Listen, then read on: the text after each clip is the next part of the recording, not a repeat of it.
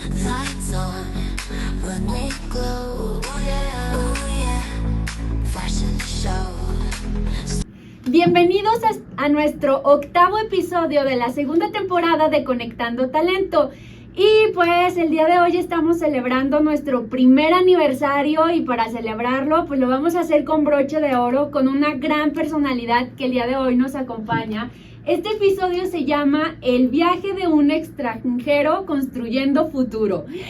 Queremos saberlo todo. Juan Camilo Mesa Jaramillo, bienvenido. Hola, ¿cómo están a todos y todas? Un saludo, feliz de estar acá, muy feliz y felicidades por este primer año de este maravilloso podcast. Ay, muy bien, muchas gracias. Espero que haya pastelito, que haya una celebración, me imagino que ya está todo listo. Claro, hasta la fiesta, ahí los vamos a transmitir. Vale. Bueno, no sé si ustedes sabían, pero según la ONU, 281 millones de personas viven fuera de su país de nacimiento por cuestiones académicas o del trabajo. A mí me gustaría iniciar, ¿qué llevó a Juan Camilo Mesa Jaramillo a dejar Colombia?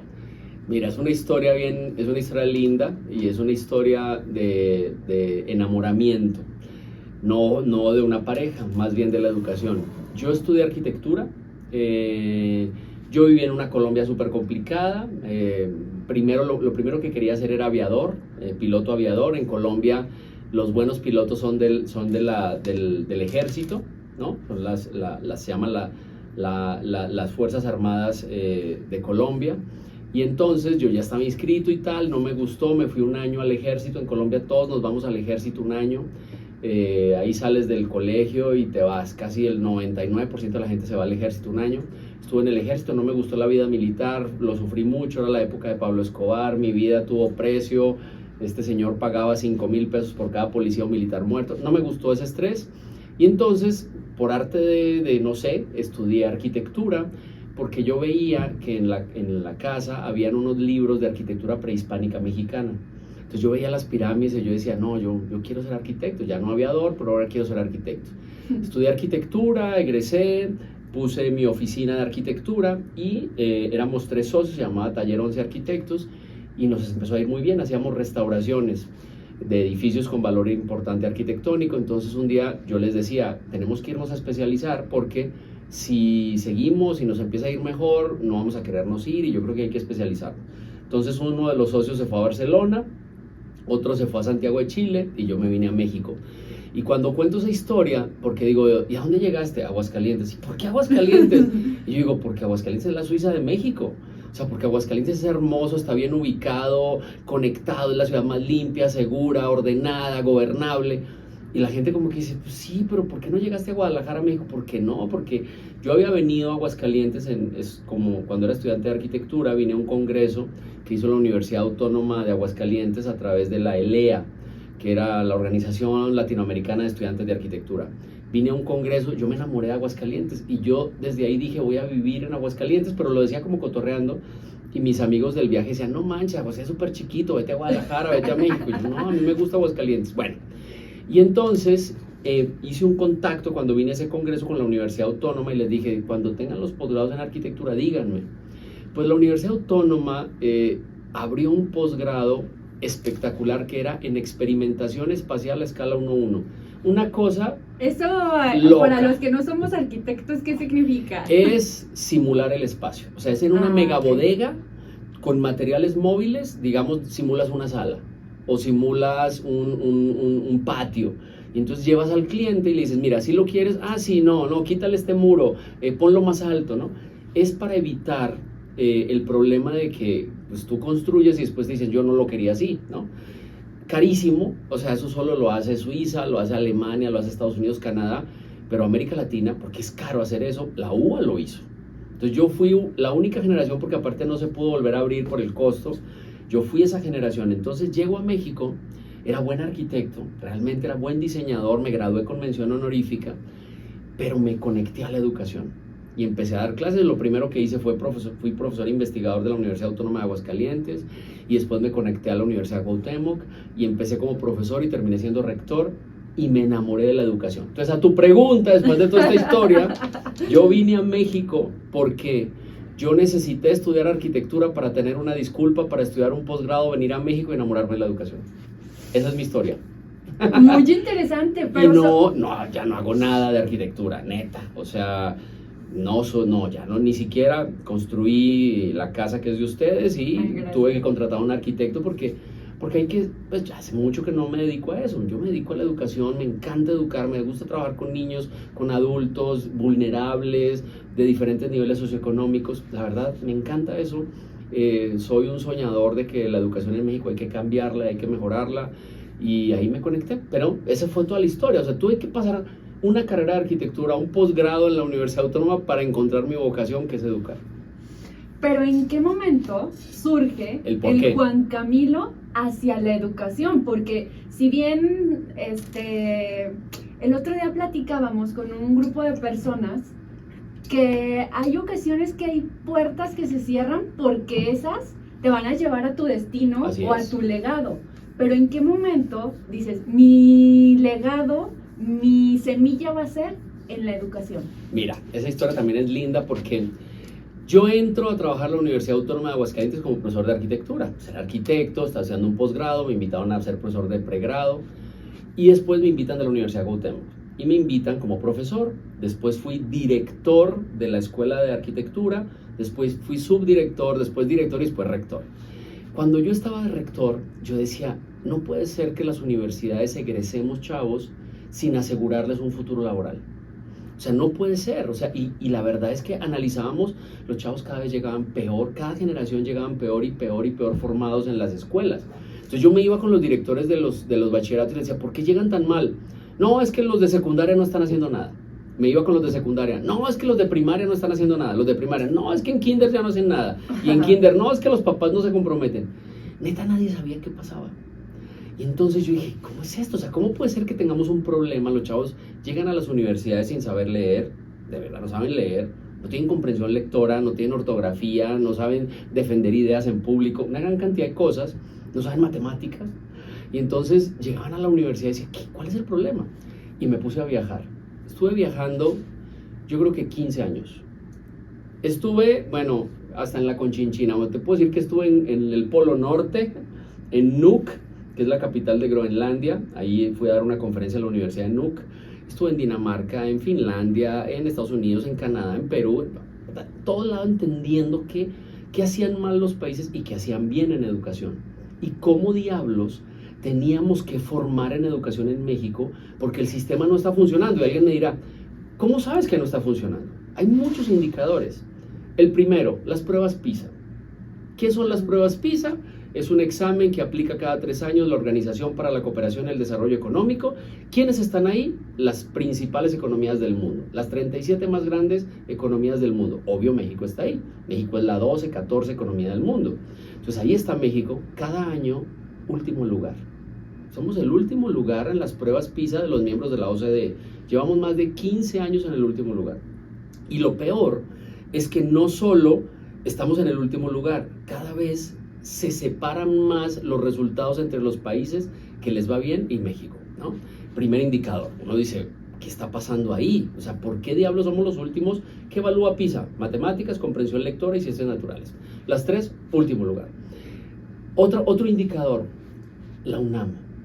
La UNAM ¿En cuanto a décadas, investigación? por décadas, la UNAM fue la mejor universidad de América Latina. Hoy no lo es. Hoy es la Universidad de Sao Paulo. Y yo decía, ¿por qué?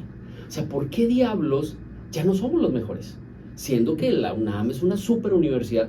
Pues no, porque cuando empiezas a analizar a Brasil, Brasil lleva 35 años desarrollando una cosa que se llama Todos por la Educación. Los empresarios se fueron con el gobierno y le dijeron, mire señor gobierno, la educación es tan importante para Brasil que no la voy a dejar en tus manos. O sea, vamos a unirnos ustedes, nosotros y los padres de familia y vamos a crear el educando que Brasil necesita para el siglo XXI. Y están trabajando y trabajando desde hace 35 años. Hoy tienen 5 universidades brasileñas entre las 10 mejores del mundo. Entre las 10 mejores de América Latina, perdón. Entonces, imagínate. Y nuestra UNAM va bajando, va bajando. Entonces, como que pareciera, fíjate, lo que nos pasa en México es que decimos, oye, mete a tu hijo a una escuela privada. PISA nos ha demostrado que la educación pública y privada está igual de deficiente. El único indicador diferente entre la pública y la privada en México es que en las privadas enseñan mejor inglés. Pero el conocimiento es el mismo. Y entonces yo decía, ¿pero qué es lo que está funcionando mal? Y entonces me obsesioné. Entender cuál era la bronca de esto. Créeme, trabajé con Finlandia muchísimo. Para mí el mejor sistema educativo del mundo. Impresionante lo que hacen en Finlandia. Es la cosa más hermosa. Ya me traje profesores de Finlandia. Trabajan conmigo en el Colegio Nuevos Horizontes. Vienen, van. O sea, una cosa espectacular. Trabajo con los italianos, con Reggio Emilia, que es una filosofía que según Harvard es la mejor del mundo para la educación temprana.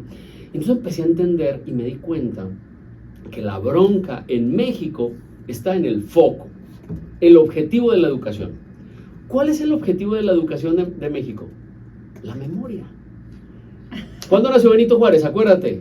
¿Cuándo nació? Córrele. No te lo sabes, reprobada. Pónganle 0 a Pau. Y entonces, capital de Canadá, largo del río Nilo, alto del Popocatépetl. Y entonces, el ser humano en México pareciera el niño, el joven, que es una caja que hay que llenarla de conocimiento. Y entonces el bueno es el que memoriza ese conocimiento y lo expone y dice, capital de Canadá, Ottawa, ¿no? A ver, seamos honestos. Eso en el siglo XXI no sirve para nada. Para nada. En Finlandia, mira, me decían las maestras de Finlandia no tiene educación, o sea, no tienen kinder. Empiezan en primero de primaria lectoescritura.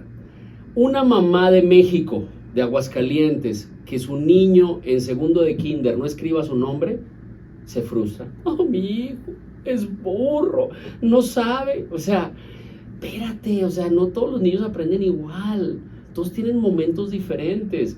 Allá lo hacen hasta primero de primaria. Y entonces ellos me decían en Finlandia, mira, nosotros primero les enseñamos trabajo en equipo, ética, responsabilidad, compromiso, lealtad, puntualidad, resiliencia, porque eso fortalece al ser. Cuando un ser humano está fortalecido, el conocimiento es una consecuencia. Si un niño no sabe matemáticas, pero es bueno en biología, se va a levantar de su silla porque sabe trabajar en equipo, va con otro y le dice, tú eres bueno en matemáticas, yo en biología, trabajemos juntos. Y me decían en Finlandia, y así funciona el mundo. El mundo funciona así. Si tú vas a montar un restaurante, tú dices, ni modo que tú digas, yo voy a ser en el restaurante el chef, el arquitecto, el mesero, el hostess, No, buscas al mejor chef, buscas al arquitecto, porque el mundo es asociación. Nuestra educación es división. Es individualidad y es la cosa más absurda del mundo. Perdón, no sé si ha leído el libro de Andrés Oppenheimer, que dice que basta de historias. Todos me los he leído 3 veces. Porque precisamente él hace un viaje, varios viajes que me lo recuerdan, o sea, que va a Brasil, va a Israel, y lo que empieza es a detectar, y me hace recordar, ahorita ya empezaron los foros en México para la reducción de la jornada laboral a 40 horas. Y empezó ya, y dentro de eso hablaban del comparativo de horas de México, de Honduras, y una persona interviene en el foro y dice, qué padre que hablemos pero ¿por qué nos estamos midiendo siempre contra otras economías que no están al nivel que está México? O sea, como para que siempre estés arriba, o sea, te juntas con personas, no estoy diciendo que sea el caso, pero es una metáfora, te comparas con personas chiquitas para verte grande, o después viene una comparativa precisamente con Brasil. ¿Qué hacen? Donde dicen, mira, una persona de la misma especialidad que en México, en Brasil gana mucho más y es mejor valorado que en México. En México un profesional está ganando menos que un técnico en Brasil. Entonces vamos haciendo esas comparativas para que tomemos decisiones y acciones. Eso me lo recuerdo. Haz de cuenta que tú te puedes comparar con quien quieras. O sea, hay gente que me dice, es que no podemos compararnos con Finlandia. No, o sea, Finlandia es un país así de chiquito.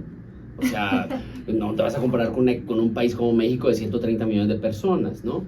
Pero lo que sí puedes aprender es el foco. O sea, ¿qué hicieron ellos para ser mejores? ¿Sabes qué me gusta a mí de Finlandia, aparte de la educación? Que son una sociedad donde la desigualdad entre riqueza y pobreza no es tan grande. Hay una clase media fuerte, una clase media que puede comprarse una casa en la playa, una clase media que trae un carro del año padre, ¿no? Es una clase media fuerte, ¿no? No hay esa diferencia de riqueza y pobreza como México, donde un porcentaje muy chiquitito tiene el 80% de la riqueza, ¿no? Son desigualdades muy complejas. Es muy difícil compararse. Pero lo que sí no me tiene feliz a mí en México es su educación. O sea, la realidad es que no vamos hacia ningún lado. ¿Por qué? Yo te decía, el foco pareciera que nuestro objetivo en la educación mexicana es la memoria. Entonces, ¿en qué deberíamos? Si no es la memoria, ¿en qué? Bueno, el foco y lo que yo he tratado de descubrir en estos últimos 20 años viajando es que la educación se debe centrar en la innovación. Los países que han entendido que la educación es la base de la innovación son ricos todos. China, te voy a poner un ejemplo.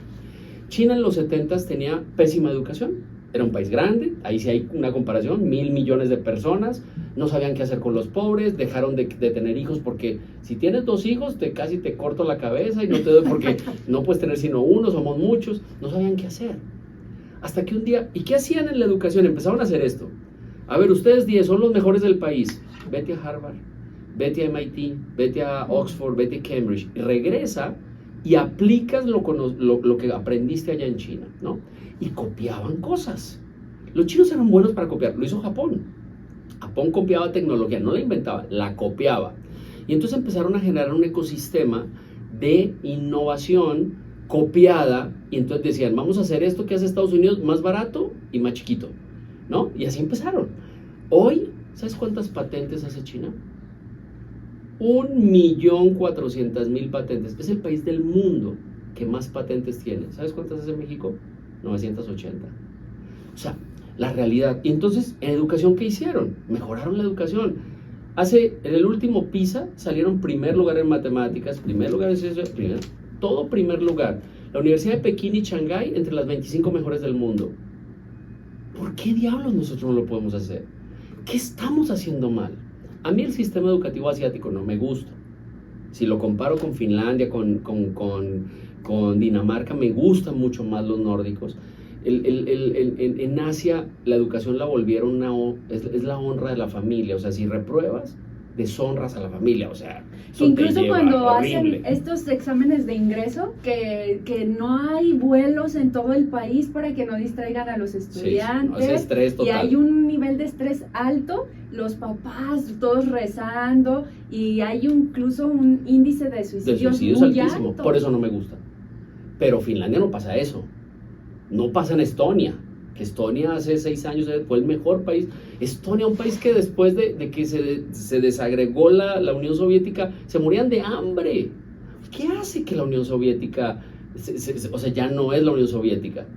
Se morían de hambre. Hoy, el mejor país en educación, el país que maneja mejor la tecnología para los gobiernos. ¿Por qué México no tiene un plan? No hay un plan en México. Pero, ¿qué vio Juan Camilo en México que no vio en Colombia? ¿O qué pasa si Juan Camilo todo lo que ha construido, que ha caminado en México, hubiera sido en Colombia? Yo creo que la gran diferencia entre México y Colombia, primero, es que yo amo este país más que Colombia. Incluso si lo han escuchado, ya dice 70%. Que es mexicano. Soy dice 70%. nosotros. Yo digo 70% mexicano, 30% colombiano. Me naturalicé mexicano hace 18 años. O sea, amo este país muchísimo. Es lo primero. Segundo, Colombia es un país que vivió en guerra muchos años. Colombia tiene un atraso, yo creo, y lo digo con respeto a mis amigos colombianos y mis amigas colombianas. Colombia tiene un atraso en desarrollo quizás de 30 años. ¿Por qué? Porque pues vivió una guerra. O sea, la época de Pablo Escobar, la época de la guerrilla de las FARC, del M-19, el país se enfocó no en desarrollar vías, no en desarrollar infraestructura, puertos, no. Tiene el mejor ejército del mundo, uno de los mejores ejércitos del mundo. Y de las mejores policías del mundo. ¿Por qué? Pues porque había que acabar con ese problema, ¿no? Entonces Colombia se fue atrasando. Si tú ves las vías, muchas cosas. Pero Colombia tiene algo que me parece que México podría emular, que es la resiliencia. O sea, Medellín, ciudad más peligrosa del mundo. O sea, a mí me tocó vivir en una Medellín de 40, 50, 60, 70 homicidios cada noche. Sí, imagínate eso, no podíamos salir. Estábamos ahí cuando ¡pum! Una bomba. Pablo Escobar mató tantos soldados, mató tantos policías. Ahí viví yo, ¿no? Imagínate, era un chavo. Y yo digo, yo eso lo viví ahí como hijo, no me imagino vivirlo como papá. O sea, no, era terrible. Entonces, ¿pero qué tiene México? México tiene una economía espectacular, tiene un país hermoso, tiene una cultura que, por el amor de Dios, es hermoso. Yo no sé por qué no lo ven. O sea, mira, yo digo, esto lo cuento mucho en estos días, me invitaron a hablar con taxistas, con la gente que se dedica al turismo. Ajá. Y yo les decía, miren, los gringos no tienen nada. Neta, no tienen nada. O sea, sí tienen unas montañas bonitas y unos lagos hermosos, pero historia, no tienen nada. O sea, no tienen un Chichén Itzá, no tienen un Uxmal, no tienen, entonces como no lo tienen, se lo inventan. Y son buenos para contar historias, ¿no? Y te dicen, mira, en esta piedra se sentó el general MacArthur. Son $10 para que la veas. No, MacArthur, uno no sabe ni quién es MacArthur. Pero uno dice, a ver, los $10. ¿Te quieres sentar? Son otros $10 para la foto. Pagaste $20 por una piedra que nunca estuvo MacArthur ahí. Pero te contaron una historia de la Segunda Guerra Mundial y que MacArthur estaba esto y atacando y los alemanes. Y entonces, y uno así. Nosotros llegamos a Chichén Itzá. Chichén Itzá, una de las nuevas maravillas del mundo moderno, no hay estacionamiento, es un lodazal, o sea, no hay un techo, con una humedad relativa, no hay un techito para cuidar. Imagínate un holandés con 2 bebés entrando a Chichén Itzá, los niños están insolados, o sea, ¿dónde está? Yo digo, ¿dónde está el airecito que te echan como en Disney, las orejas de Quetzalcóatl? Quetzalcóatl no tiene orejas, pero ¿por qué no hay toda esa infraestructura alrededor?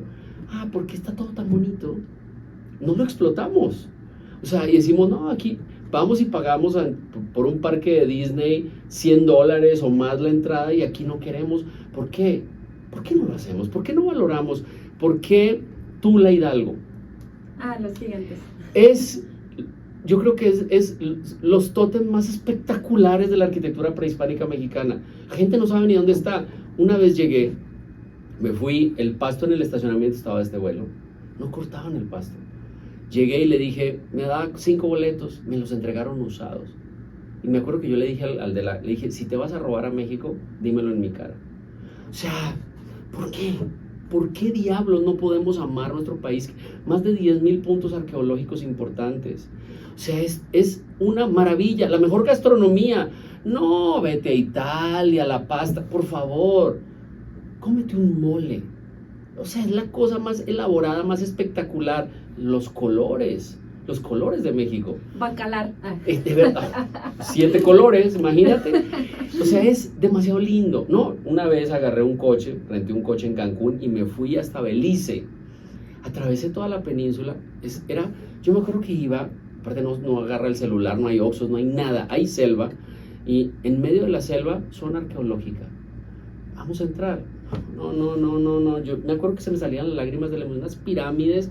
Nadie iba, nadie. Habíamos 5 personas en toda la zona arqueológica. En la selva, parecía una película de Hollywood. Demasiado lindo. Entonces, yo digo, ¿por qué diablos, si tenemos todo, por qué diablos México no es de primer mundo? ¿Por qué diablos no tenemos un sistema educativo que nivele las desigualdades? O sea, cuando tú me dices, ¿por qué hay desigualdades en México? No es porque los ricos X, es porque no tenemos un buen sistema educativo, porque la movilidad social en México se acabó. En México, el 90% de la gente que nace pobre en el sur de México se muere pobre. No hay movilidad social. Y es lo que mata a un país, es que no haya movilidad social. Que yo no pueda decir, mi mamá era pobre, pero yo voy a brincar. Eso te mata la ilusión. Y entonces, las opciones son, ¿quieres salir de la pobreza? Sí. Ok, métete al narcotráfico.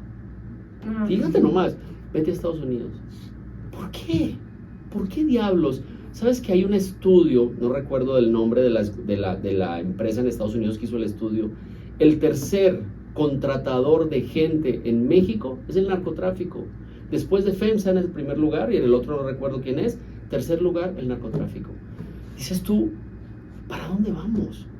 Entonces, ¿cuál es mi pelea? Es enamorado de la educación, me encanta la educación, y no, hay gente que dice, no, pues es que trabajas con ricos. No trabajo con ricos. O sea, tengo adoptado una escuela aquí a muy poquitas cuadras, en Villas de Nuestra Señora de la Asunción, una secundaria donde llevamos un modelo de emprendimiento para niños, donde los niños están haciendo cosas maravillosas, donde hay una niña de segundo de secundaria que sacó a sus papás de trabajar y ahora montaron una pastelería, y su papá y su papá trabajaban en la construcción, su mamá limpiaba casas y ahora trabajan para ella.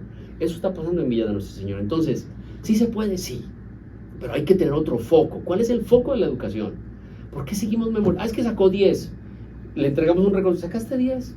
¿Esto me va a garantizar el ser exitoso? No sé, pero tú muestra que sacaste 10. ¿me entiendes? O sea, no desarrollamos capacidad de trabajo en Análisis. equipo. Mira, al final, si tú me dices, Camilo, ¿qué hay que hacer en la educación? Hay que desarrollar 3 pensamientos: pensamiento crítico, pensamiento analítico y pensamiento abstracto. Haz lo que te dé la gana. Hay gente que dice, es que yo soy conductista, yo soy constructivista, haz lo que te dé la gana, pero desarrolla esos 3 pensamientos. Una persona que sabe entender, pensar, analizar, cuestionar e innovar, no se va a morir de hambre. Y ahorita... No te dejo hablar, cállame por favor. Ahorita que comentaba la anécdota de esta chica, de esta niña, perdón, en todo este proceso, ¿hay algo, otra anécdota que nos cuente, alguna situación donde diga, ¿sabes qué? ¿Valió la pena llegar a México? Quizá hay muchas, porque ya han pasado años, han sido diferentes proyectos, ha habido impactos sobre vidas de diferentes personas, pero al menos una anécdota que nos pudiera compartir.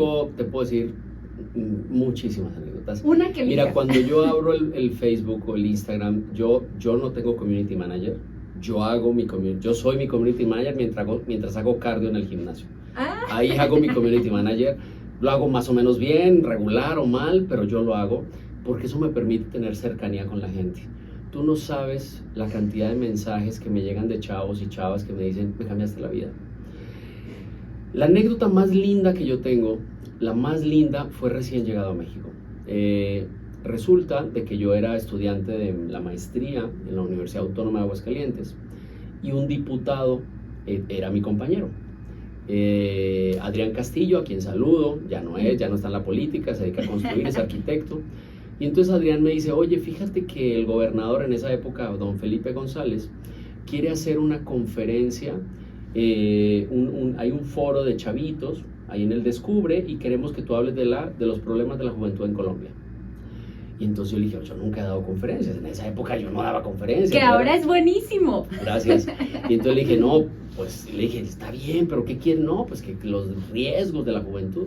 Me dijo, y van a ser como unos 100 chavitos, no hay problema. Entonces yo me acuerdo que empecé a bajar fotos de internet, todavía el internet no era tan, estoy hablando del año 2000, no estaba tan chido, entonces bueno, armé una presentación en mi PC 4 no sé qué, y entonces armé la presentación. Y yo le dije al diputado, le dije, oye Adrián, ¿dónde va a ser en el Descubre, en el auditorio? Y me dijo, no, ahí en el centro. Y le dije, oye, pero necesitamos un cañón para que se vean las fotos, porque lo chido de esta conferencia son las fotos. Me dijo, no, sí, cuando eso los cañones eran muy chafas. Me dijo, no, No se veía nada. pedimos uno de Guadalajara súper potente, no te preocupes. Bueno, llega el día, era un sábado, llega el día y me habla, la conferencia era a las 10, me habla a las 8 de la mañana, me dice, no conseguimos el cañón. Entonces le dije, Adrián, yo no puedo dar la conferencia, o sea, son puras fotos. O sea, no, y me dijo, no, ven, cuéntales tu historia. Le dije, no, o sea, si no es con fotos, yo no puedo, o sea, no. Me dijo, no le hagas esto al gobernador, eres el conferencista principal. Le dije, ¿cómo se te ocurre? Le dije, no puedo. Me dijo, bueno, vente a ver qué hacemos, a ver si con un cañón de aquí del... Yo me acuerdo que yo llevé mi computadora, no usaba ni laptop, o sea, era una PC. Llego al Descubre, no te miento, habían 1,500 niños de secundaria. ¿Y gritando. qué hizo? Yo vi a esos niños y yo dije, ¿cómo voy a dar una conferencia sin fotos? Es imposible. Cuando los vi, a mí todo se me va al estómago, me dio daño de estómago, me fui al baño, no podía salir del baño. Yo decía, Dios mío, cuando me tocaban, ya viene el gobernador, salte. Y yo, ¿cómo que el gobernador va a estar? ¿Y yo qué voy a decir? Previo, yo me había llevado una carta muy linda que me había mandado mi socio. Te conté que tenía un socio que se había ido a Chile. Y él me escribió una carta donde decía, yo llegué a vivir a este país, a Chile, un país donde se puede ser feliz, donde no hay narcotráfico, donde no hay guerrilla, donde no hay extorsión. Una carta que la leías y te hacía llorar, ¿no? Una carta súper linda de mi mejor amigo en ese momento. Y entonces yo me llevé esa carta y ya, entonces yo, ¿qué hago? Entonces en las fotos estoy yo al lado del gobernador así con una cara de terror, porque yo dije, ¿qué voy a hacer yo viendo a esos niños? ¿No? Y entonces, bueno, no, señores, el gobernador ya se va, inauguró y se fue. Y yo dije, bueno, ya por lo menos no voy a hacer el oso con el gobernador. Y entonces se va y me sientan y me dicen, bueno, pues ahora da tu conferencia. 1,500 chavos de secundaria. Yo estaba en shock y lo único que se me ocurrió fue sacar la carta y empecé a leer esa carta y me puse a llorar. Y me acuerdo que yo lloraba, y lloré y empecé a hablar. Terminé la carta y les empecé a contar una historia que si hoy me preguntas yo no me acuerdo qué dije. Me acuerdo que me bajé del escenario, los niños nunca hablaron, todos estaban así, unos llorando. Me bajé del escenario y le pregunté a la gente, oye, ¿qué hablaría 10 minutos? Y me dice, llevas más de 1 hora hablando. Neta, a mí me conectaron algo, yo empecé a hablar. En eso me acuerdo que había esta Cari del Valle, había sido reina de la feria. Que fue Entonces, conductora también. Sí, y entonces Cari se me acercó y me dijo, wow, me abrazó y me dijo, wow. Se me acercó un chavito y me dijo, oiga, ¿me regala un autógrafo? Y yo le dije, sí.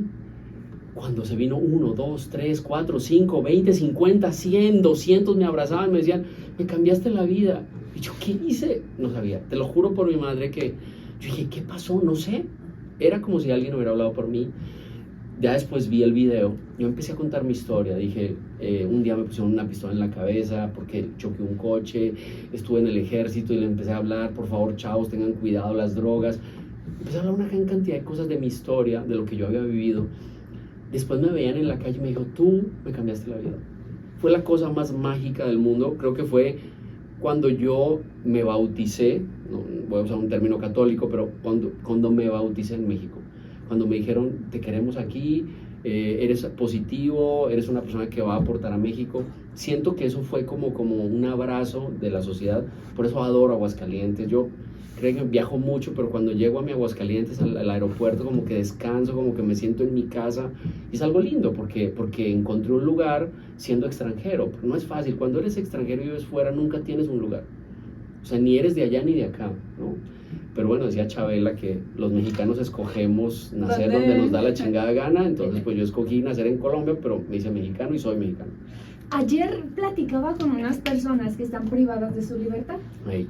Yo les decía que nuestro presente es la consecuencia de nuestras decisiones. No es responsabilidad del gobierno, no es responsabilidad de mis papás, porque ya hay cierta edad en la cual tú tienes o puedes cambiar el entorno sobre el cual a lo mejor sí creciste. Sí. Entonces, ¿cuál fue la decisión que Juan Camilo le permitió construir un futuro como el que tiene ahorita? Porque bien, nació en un entorno complejo. Estamos Sí. hablando de drogas, estamos hablando de violencia. ¿Cuál fue esa decisión que pudo cambiarlo todo?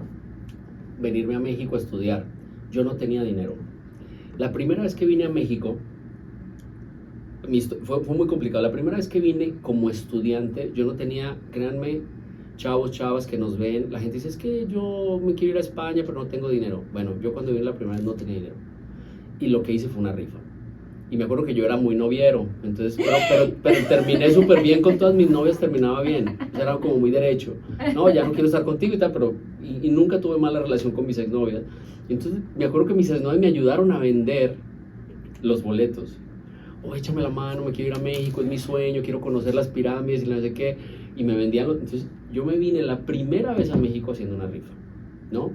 Después, cuando decidimos uno irse a Barcelona, otro a Chile, otro acá, habíamos hecho una restauración de un edificio con valor importante en un lugar muy cerca a Cali, que es la tercera ciudad de Colombia, la cuarta ciudad de Colombia, que se llama Palmira. Habíamos hecho una restauración de una estación del ferrocarril. Y con ese dinero yo me iba a venir a estudiar. Y cuando yo ya me iba a venir, las empresas municipales que nos contrataron se declararon en quiebra. Entonces nunca me pagaron. Entonces yo llegué a Aguascalientes casi con una mano adelante y otra atrás. O sea, cero. O sea, no tenía... Me acuerdo que me quedé en el hotel, en este sepa, Imperial, que está diagonal a la catedral. Imperial, ¿no? Ajá. Ahí me quedé como 4 noches, pero neta no tenía dinero. Yo dije, si me toca manejar taxi, manejo. No importa. Yo era arquitecto.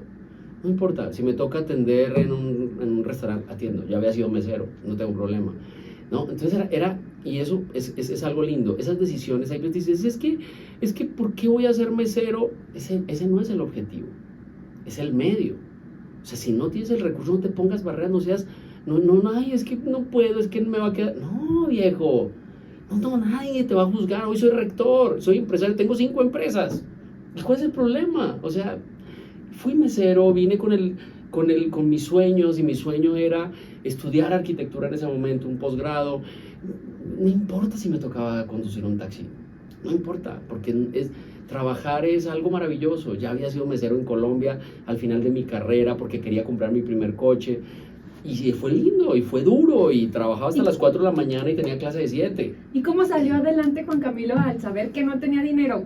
¿Qué hizo o qué lo llevó a estar hoy como rector? Mira, los primeros trabajos aquí fueron, vendí hasta tiempos compartidos, o sea, neta, pero neta a quien le debo mucho es una universidad que adoro mucho, es la Universidad Autónoma, que fue la primera en creer en mí, un chavo, tenía muy poquitos años, tenía 25 años, y la Universidad Autónoma me dio trabajo, ¿no? Y después la Universidad de Cuauhtémoc, la quiero mucho porque vieron algo. O sea, yo decía, yo tengo 25 años, ¿cómo me van a poner de decano de arquitectura, por el amor de Dios?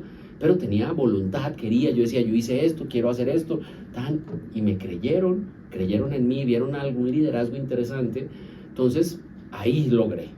Pero los primeros, o sea, al principio, créeme, que así compraba la carnecita y la cortaba lo más delgadita que pusiera para que me durara, o sea, y sabía que podía ir al cine una vez al mes, cosas así. Me pasó después como empresario, o sea, cuando hice mi primera empresa, era rector y no tenía para comprarme un refresco en el Oxxo, pero así es la vida. Yo lo que le quiero transmitir a los chavos es no tengan miedo de hacer eso, o sea, realmente... Ay, es que ¿qué dirán? ¿Qué va a decir la sociedad? Olvídense de la sociedad, que te valga 3 cacahuates. O sea, cuando nadie te va a decir nada. Entonces, bueno, la mejor decisión fue esa, venirme a México. No, alguien me dice, oye, ¿te regresarías a Colombia? No. A lo mejor retirado, puede ser, porque digamos que cuando voy a Colombia me siento turista. Me siento muy turista, la comida me sabe simple. ¿No? Ya digo, ¿por qué no tiene salsita? ¿Qué onda? Pónganle sabor a estas cosas. Porque... ¿Y los tacos de pastor? Sí, y aparte la comida mexicana en Colombia es súper cara. Entonces es como así ir mega gourmet. Y bueno, y entonces, y aparte fea, ¿no? Porque pues no es la comida especialista, ¿no? Pero sí me siento muy turista. Y se enojan los colombianos. Dicen, ¿cómo dices que eres 70? Pues sí, la verdad, neta. Yo conozco más ciudades de México que de Colombia, conozco más historia de México que de Colombia, conozco más de política de México que de Colombia. Soy más mexicano, porque aquí me hice, allá nací, viví mi etapa de chavo, pero aquí me hice profesionalmente. Soy más mexicano, neta. Y bueno, así es. Si Juan Camilo pudiera definirse en una sola palabra, ¿cuál sería y por qué? Solo una. Soñador. ¿Por qué? Porque... yo no tengo límites, o sea, si a mí me dicen, mira Juan Camilo, vamos a hacer una escuela enorme que va a ser un Disney para los niños, para que los niños del oriente de Aguascalientes tengan y no se tengan que salir ahí, que desde la mañana hasta la noche estén y no vean su realidad y ahí se formen en deporte, y me dicen, ¿tú puedes conseguir el dinero? Yo digo, sí. O sea, ¿cómo? No sé, pero yo siempre voy a decir sí. Sí, y entonces digo, pues voy y vacuno a los empresarios, les digo, a ver, ayuden. Así estoy haciéndolo ahora para una cancha de fútbol que vamos a hacer en la secundaria 42. A ver, dame, ¿qué onda? Esto vale, tú eres rico, a ver, aflójale, papá. Y no me da pena nada. O sea, a mí no me da pena parármele a la gobernadora y decirle, gobernador, ayude con esto. No me da pena a los anteriores gobernadores, no me da pena hablar con el que hace el aseo, no me da pena nada. No tengo pena, porque tengo sueños. Y eso engancha, por eso los chavos en la universidad, hoy digo, 3 años de Global University, ayer estaba viendo un chavito montó un negocio de fresas, en un mes vendió 1 tonelada de fresas, y el chavo ya es empresario, ya tiene contratos hasta en Estados Unidos. Yo digo, ¿qué fue? Empoderarse. No hay límites, o sea, no hay límites, los límites se los ponen tú. Entonces, mi palabra es soñador, soy un soñador, no soñador de que se quede soñando. Así sueñas y actúas, ¿no? Me dijiste que una sola palabra. Entonces, digamos que soy un soñador de que las cosas se pueden volver realidad. ¿Y qué es ahora lo más difícil que ha enfrentado Juan Camilo en estar durante su estancia en México? Tiene unas cuestiones de modelos mentales de nosotros los mexicanos, porque ahorita que comentaba esta parte de creer en México, de la historia, tengo un amigo en Israel que es historiador.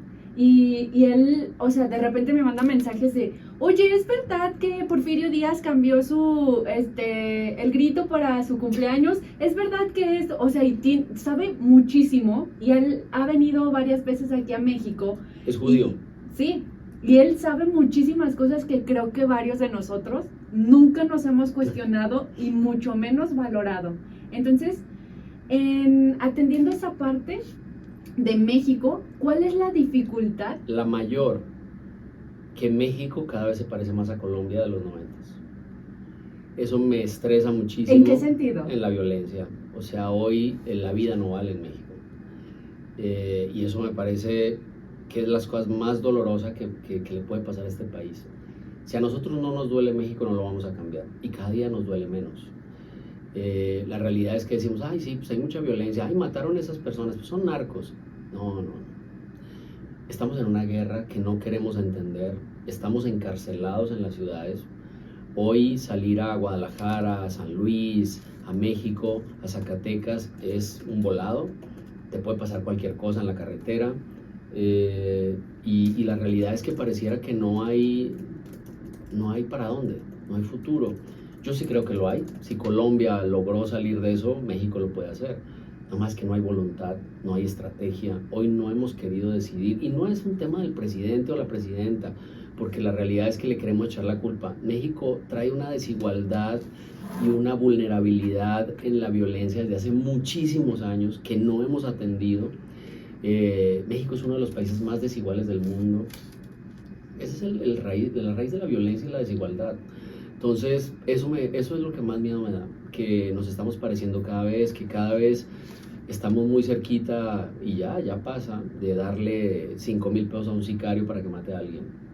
Yo te decía, eso pagaba Pablo Escobar para matar a policías y militares, 5,000 pesos. Y mataban todos los días un friego de policías y militares por 5,000 pesos cada uno. Estamos muy cerca de ahí. Eso es lo que más miedo me da, luchar contra eso. Recuerdo que una vez estuve en Tabasco, Zacatecas, dando una conferencia y hablé de las drogas con los chavos y les dije, por favor, no, el narcotráfico no es el camino, hay otras maneras de hacer dinero. Creo que mi expertise mayor es formar emprendedores. Yo les decía, hay otros caminos. Y me acuerdo que termino la conferencia y se viene el director y me dice, qué valiente. Y le dije, ¿por qué? Dijo, porque ese chavito que está ahí atrás es hijo de un jefe de los Zetas, ¿no? Y dije, puta, me van a matar. Ya no voy a salir de aquí. Me acuerdo que salí súper asustado, iba en una camionetita con el logo de la universidad y salía súper asustado. Y dije, no, pues me van a matar.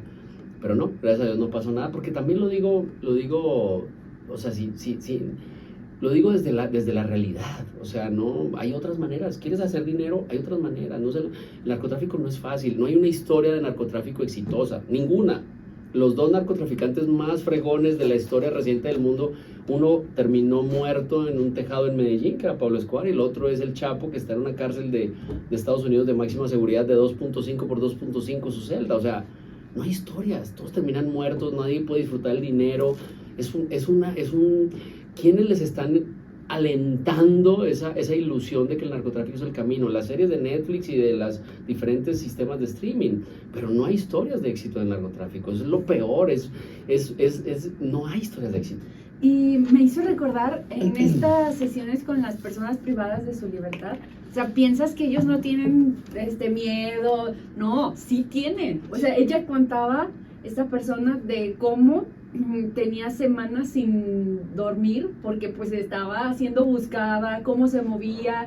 Y no es así de que no tenga miedo, no pasa nada, todo lo controlo. La realidad es que no. Me gustaría ver si, yo sé que el éxito no es una receta, si no tomas los pasos y todo el mundo lo tendría. Y hay N cantidad de factores muy diferentes. Sí. Pero si el éxito fuera una receta y tuviéramos aquí a una pequeña, un pequeño que tiene todo por delante, todos los sueños, y que dijera, Juan Camilo, ayúdame a saber cuál es la receta del éxito. Pero también tuviéramos a personas en esos entornos de violencia que crecieron, que incluso fueron parte de generadores, que tuviéramos esas distintas realidades y decirles, esta es la receta del éxito. ¿Cuál sería? Mira, tengo una conferencia completa sobre eso. Invítame por favor a un foro, se llama 1000 intentos con happy ending.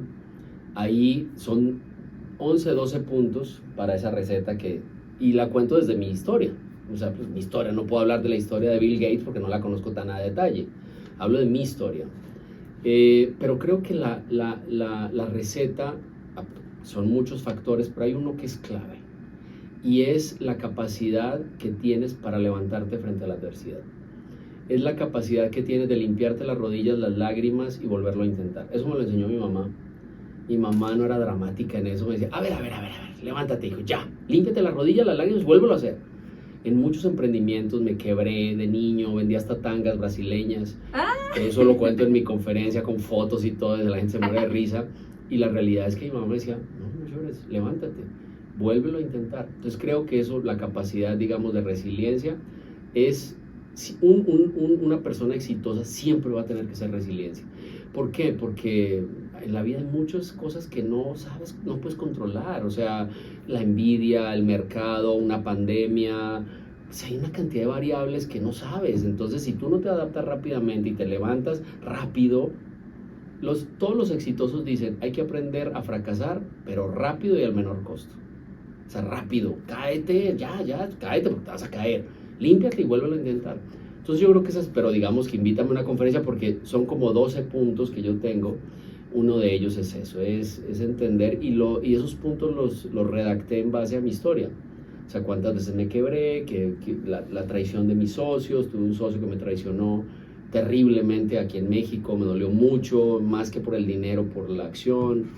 Yo soy como muy transparente, o sea, yo si abrazo a alguien es porque lo quiero abrazar. O sea, soy cero político en eso, o sea, trato de no tener enemigos, no me gusta tener enemigos, odio tener enemigos, me encanta la gente, hablar, que uno pueda moverse con tranquilidad, trato de tratar bien a la persona que limpia, al más rico, al gobernador o gobernadora, con todos trato de ser igual, y esa transparencia hay veces genera hate, ¿no? O sea, ¿por qué les cae bien a todos, no? ¿Por qué logró esto y yo no? ¿Por qué siendo colombiano y yo no? Pero bueno, eso es así, ¿no? Y ni modo, para adelante. O sea, te limpias las lágrimas y lo vuelves a intentar y ya. ¿En algún momento Juan Camilo pensó o sintió que ser colombiano fue una desventaja en México? Sí, muchas veces. La verdad es que al principio, cuando llegué a estudiar, tenía unos compañeros que eran, voy a usar una palabra porque eran mis compañeros y los quiero mucho, pero eran desatinados en sus comentarios porque ellos no habían vivido lo que yo había vivido. Entonces cuando uno no entiende, uno dice tonterías, ¿no? Entonces llegaba a clases y es que vamos a traer coca, oye. Entonces yo me acuerdo que yo les decía, ¿qué, eres muy adicto o qué? ¿Quieres que te consiga un dealer? ¿Eres muy adicto? ¿Necesitas? Pero detrás había un dolor, o sea, no manches, o sea, yo viví un dolor con Pablo Escobar, que te cuento que estuvo el hijo de Pablo Escobar en Global University hace 2 años. Estuvo contando su historia, lo trajeron varios políticos y me pidieron que les abriéramos un espacio y él contó su historia, dolorosísima, complejísima. Entonces yo viví el avión donde Pablo Escobar voló un avión con 170 personas porque quería matar a un candidato, ahí iba un primo mío, la guerrilla del M-19, de la cual hoy el presidente de Colombia era parte de esa guerrilla, secuestró a mi primo y lo mató. O sea, había un dolor. Entonces la gente pues decía, ¿traes coca? Y lo hacía como, ay, tú eres colombiano, todos allá son drogadictos, ¿no? Todos venden Sesgos. Lo dicen y yo me reía, pero en el fondo había un dolor, ¿no? Entonces yo decía, puta, qué complicado. Y lo otro era el pasaporte. O sea, en el momento que yo llegué a México en el 98, pues era el pasaporte de Colombia, era un pasaporte con muchas restricciones, o sea, en todos los aeropuertos se revisaban, para acabar de ajustar. Después cuando yo iba a Estados Unidos, había un narcotraficante que se llamaba Juan Carlos Mesa, entonces yo siempre llegaba a Estados Unidos y me detenían, siempre, y yo me sentaba, que nada más me vieran ahí a través de una cámara Gesell, y un día les pregunté a los agentes de migración, le dije, oye, ¿por qué me detienen siempre? Me dijo, no te preocupes, mira, hay un narcotraficante buscado por la Interpol, se llama Juan Carlos Mesa, tu pasaje, o sea, tu nombre es Juan Camilo, pero normalmente nosotros Juan C. Mesa, ¿no? Entonces siempre te van a detener, pero ya lo detuvieron, ya está en la cárcel en Estados Unidos, entonces ya descansé porque era horrible. Pues imagínate, llegas a Estados Unidos y siempre sabías que te metían a un cuarto ahí con gente a media hora, ¿no? Nunca me pasó nada, nunca me faltaron al respeto más allá de eso, ni aquí ni en Estados Unidos, pero bueno, sí, ser colombiano era una etiqueta muy complicada que ahora lo vives con México. O sea, ahora que estuve en Italia en un curso, pues el pasaporte mexicano cada vez también representa eso. Aunque México tiene mucho más de qué hablar, porque México es demasiado lindo y tiene cosas muy lindas. Colombia tenía menos, también tiene cosas muy lindas, pero en ese momento tenía menos. En ese momento era una etiqueta muy cañona, muy cañona. Entonces sí, era feito. Y hay un libro que no sé si ha leído que se llama La Biblioteca de la Medianoche, No. que habla de todos los caminos que no tomó la protagonista, que ella decía, ay, si me hubiera casado con este chavo, y después abre la biblioteca, abre el libro y empieza a vivir y ve cosas que nunca había visto, y así como que, no sé si es la conclusión, pero una de las reflexiones pudiera ser de que lo mejor que puedes estar viviendo se da ahora, no es las N posibilidades. ¿A qué voy? La pregunta es, ¿qué hubiera sido de Juan Camilo si en lugar de nacer en Colombia, lo hubiera hecho en México? ¿Cuál sería el presente? Nunca lo pensé que me ibas a preguntar qué sería si hubiera quedado en Colombia. No sé. Si Mira, hubiera estado te voy a decir bajo una estas cosa. condiciones. En México, el lugar donde naces sí te condiciona. Si hubiera nacido en el sur de México, en Chiapas, en Oaxaca, seguramente estaría en esa triste estadística de que el 90% de los que nacen pobres se mueren pobres. A lo mejor si hubiera nacido en el centro norte, pues tendría otra realidad, hay mejor educación, hay una visión mucho más empresarial, no lo sé, es muy difícil saberlo, pero en México te condiciona dónde naces y en qué familia naces, eso es total. O sea, si hubiera nacido en la familia Slim, pues a lo mejor hubiera nacido en una cunita de oro, ¿no? Pero a lo mejor si hubiera nacido en no sé, pues tantas comunidades que tenemos en México que de verdad a mí me duele. Fíjate que volviendo un poco a la educación, lo quiero conectar con algo porque a mí me parece que fue un error.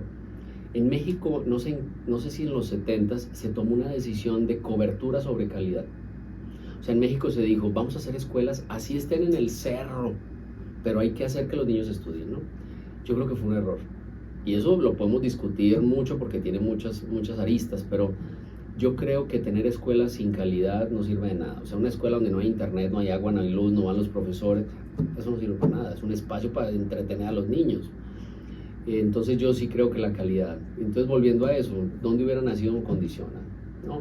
Siempre he sido una persona muy positiva. O sea, no, yo siempre veo el cómo sí, el cómo se resuelve, el va a haber un camino, ¿no? Creo que si hubiera nacido con eso, pues eso me da como herramientas para tratar de luchar, ¿no? Y no quedarme en el común denominador de donde naces. Porque siempre he sido muy así, muy emprendedor, no me da miedo emprender, no me da miedo vender, he hecho cuentos y eso es muy bueno para vender, no me da miedo hablar en público, no me da miedo pedir favores. Entonces, no sé, es muy difícil que me preguntes eso.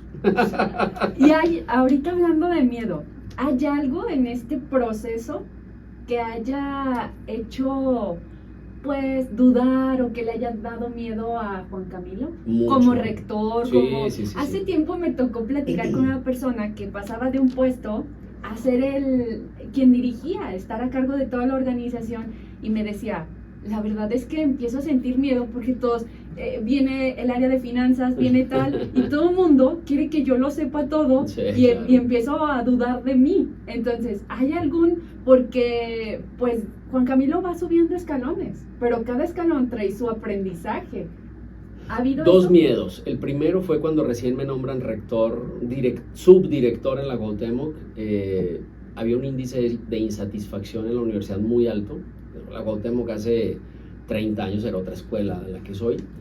Y a mí me tocó ese momento, entonces yo súper chavito, ¿no? Todavía me quedaba grande el traje y la corbata, todavía no tenía cuello para llenar la corbata. Y me hicieron una casi huelga los papás con los alumnos, porque faltaba un friego de infraestructura, no tenían equipos. Y me acuerdo que esa reunión con 50 papás fue la cosa más estresante. Todo se me va al estómago, me crujía todo. Yo me acuerdo que lo que me salvó a ese miedo fue dar la cara. Es decir, yo me comprometo a esto y ustedes van a ver que lo voy a lograr. Y como siempre soy muy positivo, dije, lo voy a lograr, ¿no? Si esto es lo que me están viendo, lo voy a lograr y voy a convencer a quien tenga que convencer, ¿no?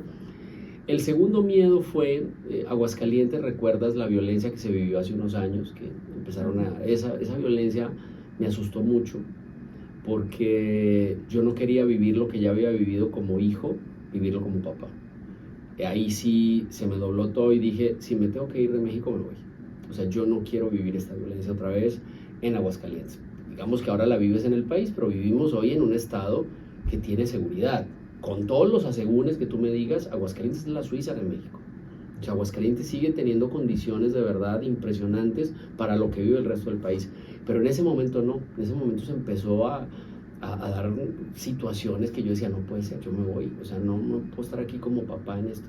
Entonces yo creo que los dos miedos más grandes fueron eso, y obviamente hay muchos miedos cuando creas empresas, porque cuando levantas capital, pues hay una cantidad de inversionistas que te están viendo con lupa a ver qué estás haciendo con sus recursos.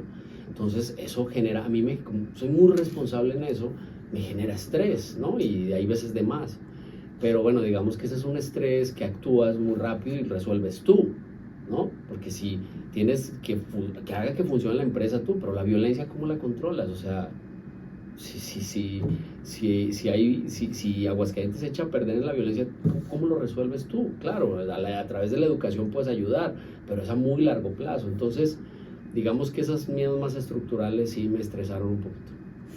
Ay, muy interesante, pero se nos está acabando el tiempo. No puede ser. Me gustaría que platicáramos de más cosas, pero bueno, eso lo dejamos para que estén más pendientes.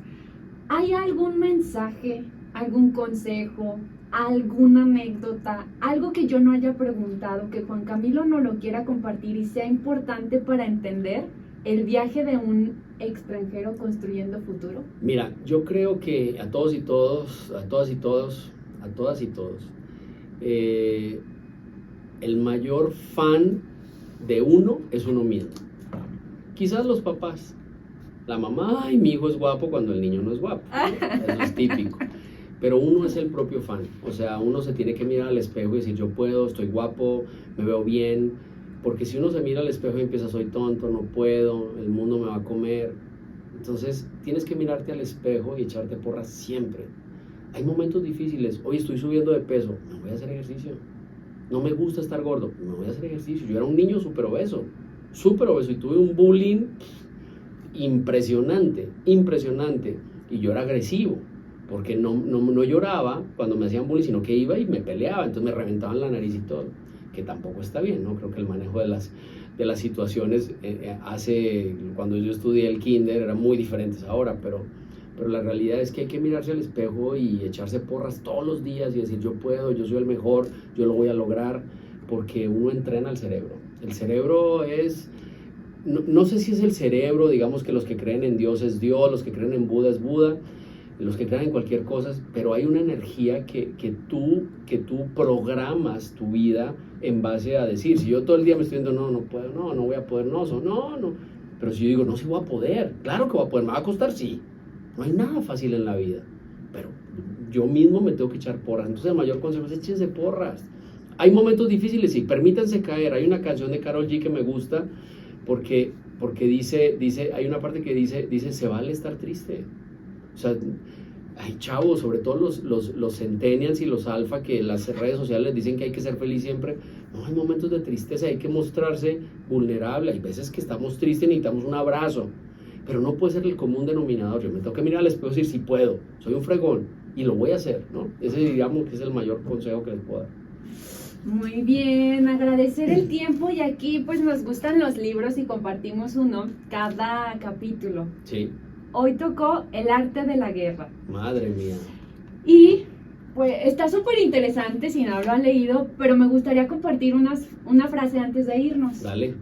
Dice, todas las guerras se construyen con medios previsibles y se ganan con acciones inesperadas. Aquel que es bueno en lo inesperado jamás se agota, como el cielo y la tierra, como los ríos y los mares. Jamás se detiene, como la luna y el sol. Se hunde y se eleva, como las 4 estaciones, muere y renace. Fíjate, es que te están diciendo que la capacidad de adaptación a la adversidad es la mayor arma que uno puede tener. Y eso no lo enseña el sistema educativo. Porque el sistema educativo nos dice, entras en un kinder, sales en la universidad, vas a conseguir trabajo, haces currículums, te vas a 5 empresas, consigues un trabajo y te vas a jubilar ahí. Por favor, esa historia ya no existe. No existe, la vida es así, estás acá, hoy eres arquitecto, ahora te dedicas a la educación, entonces tengo que hacer un doctorado en educación. O sea, la vida no es lineal. Entonces, eso que está diciendo ahí es maravilloso, porque es, adáptate rápido y vas a triunfar. Pero tienes que desarrollar esa capacidad de adaptación, porque cuesta, porque sales de lo seguro. Es que yo tengo esto seguro. No, salte, rómpelo. Ni aunque seas el director de tal empresa y que tengas 5 años, no sabes si mañana los accionistas dicen, Bye. se acabó. Sí, así es. Pues muchísimas gracias. Yo creo que todo está conectado y aunque no teníamos un guión de esta entrevista, la frase del libro queda ad hoc Sí. a lo que hemos platicado, de lo que ha vivido Juan Camilo y de lo que va a seguir viviendo. Muchas gracias. Muchísimas gracias. Hasta la próxima. Chao, chao. Lights on when we glow. Oh yeah, oh yeah. Fashion show. Struck it.